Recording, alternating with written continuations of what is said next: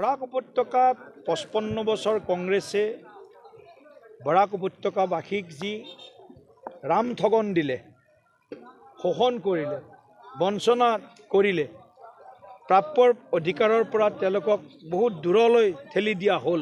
বৰাকৰ এটা ভাল ৰাস্তা নবনালে, এটা ভাল ব্ৰিজ নবনালে, এটা ভাল নেশ্যনেল হাইৱে নবনালে, ইনলেণ্ড ৱাটাৰ কোনো সুবিধা নকৰিলে। আজি আমাৰ চৰকাৰ অহাৰ পিছত ৰেল যোগাযোগ, পথ যোগাযোগৰ পৰা আৰম্ভ কৰি আজি আমি কানেক্টিভিটিৰ বিভিন্ন ক্ষেত্ৰক স্পৰ্শ কৰিছোঁ।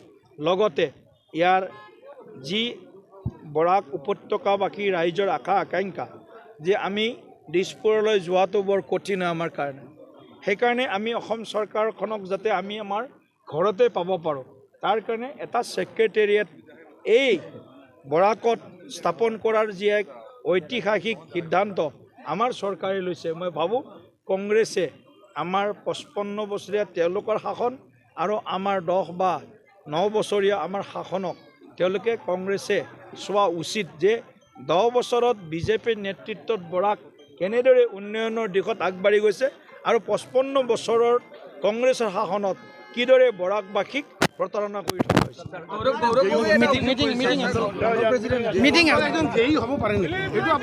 চাওক, এতিয়া আমাৰ সংগঠনৰ নিয়ম যি আছে, সংগঠনৰ নিয়ম মতে সংগঠন পৰিচালনা হ'ব,